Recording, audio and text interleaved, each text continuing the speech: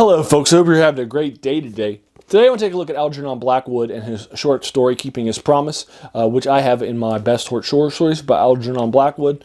Algernon Blackwood is a guy who has a lot of big hits in the horror genre, such as Wendigo, or my personal favorite horror short story of all time, The Willows, which, by the way, H.P. Lovecraft was his favorite short story of the same too. He's writing in the late 1800s and the early 1900s. He is a spiritualist, somebody who believes in a lot of the things that are happening. He is a member of a number of the British sort of secret orders and societies who, folks who are writing, Sir Arthur Conan Doyle, who's writing Sherlock Holmes, Arthur Machen, who's writing The Great God Pan, and many other people during that time were a part of these secret societies, people that were pushing something called spiritualism, and those sorts of things. But he definitely believes a lot of these things are happening. And his short stories are just rich with descriptions that are not traditional sort of pulp era ones. Even though he's kind of writing either at the end of the Penny Dreadful era or the beginning of the pulp era, whichever you kind of see. But they're not, his works are really something that go beyond sort of the era. His style, his lush writing, his world building, his descriptions are just amazing. What's happening to his characters is also very, very good too. So I first read Keeping His Promise when I read this collection a couple of years ago, and I came back to it actually a couple of days ago.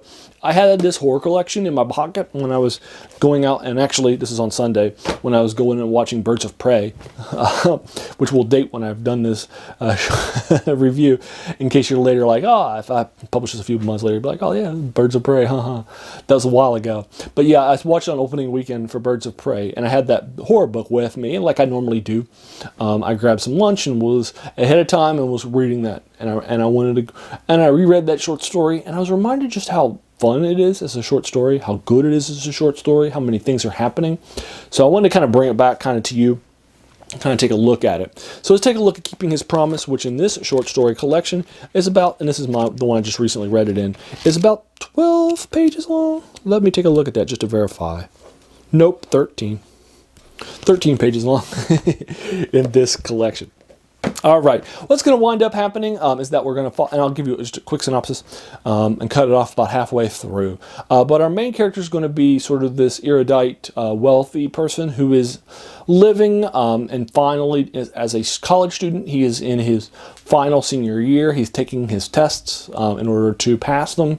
He is studying for his tests a lot, and he's spending the night awake. Because he has to focus on his tests and he hasn't done well previously, he really has to focus on them, and he really has to pull a lot of all-nighters. So he's told all of his friends, hey, don't bother me during these times. Right now I've got to focus on my tests and get those done. During the day it's fine, but don't swing by my place at any other time, please. So that's kind of what's going on. And he is focused on studying, and so you'll actually learn a lot from him for the first couple of pages that talks about our main character, and then he's going to get a knock on the door and look up, and it's like late, and he's like, well, who is this person who's out there? And then the knock happens the second time, and he's like, well, I can't ignore it. I can't be rude. So he's like, I'm going to go answer it. If it's not an emergency, right, I'm just going to go ahead and finish it quickly and then move on. So he answers the door, and he sees this guy there, this haggard looking guy. He can tell he's a gentleman because he has clothes that used to have money, but they look like they're worn and old and used. And then after looking at this guy for a little bit, he's like, oh my God, I know you. And it's an old childhood friend of his. So he brings him in, and he is, and I love this page. This scene is just so well done. But he basically will spend a page talking about how, like, hey, you can lean on me because this entrance is darker than it should be, and there's these little things poking out of the wall. So here, and hey, I was just about to eat anyway, so you might as well join me. I mean, he's being just so polite and nice because he knows that this person would probably turn away, probably would say no otherwise, right? If he just said, hey, lean on me, you look like you need it. But saying, hey, this place is darker than it should be because the lights aren't working well, those sorts of things. I love that. I love how well he knows his person, his childhood friend, and I think that's actually a great page in there. But afterwards, they're going to come in, they're going to eat, they're going to drink, he's going to go to sleep in his room.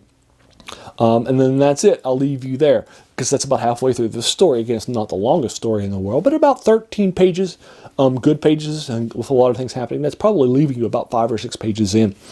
So I'll kind of leave you there with the end of the story. It's a very good, strong story. Now, unlike a lot of Blackwood stuff, this was more of a traditional ghost story. Many of his things are going to be less traditional sort of tropes. They're going to follow other tropes. They're going to be parts of other horror tropes. Or they're just going to be their own. I mean, the Willows is not a part of any horror trope or subtrope. It's just its own story. You can enjoy it on its own. It's great. And that's also true for some of the other things that I've reviewed for you.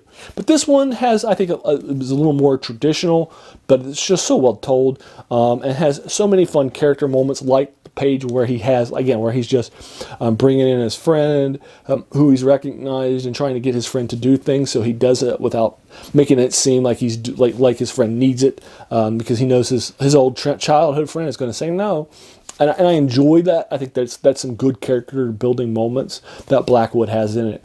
And with the rich language of Blackwood and how strongly he writes his pieces, and this one is certainly no surprise either. Keeping His Promise. It's a great, great short story. I'd recommend it to any fan of horror who's interested in checking it out. So I'll go ahead and leave it to you there because, again, it's just a short story. I don't want to take too much of your time. Have you read it? Is there anything in there you want to talk about it further? Do you agree or disagree with some of my descriptions or characterizations on comments? I'm happy to talk with you about it more, whether you agree or disagree with it. It's fine. And hey, if you watch this video and you enjoyed it, please feel free to hit that subscribe button, because there's going to be so many more of these reviews to follow in my 3 sort of genres of passion of fantasy, science fiction, and horror for you folks.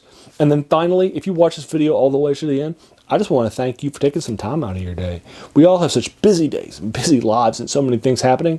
So the fact that you spent this time with me, that's very humbling, and I appreciate that. So thanks again.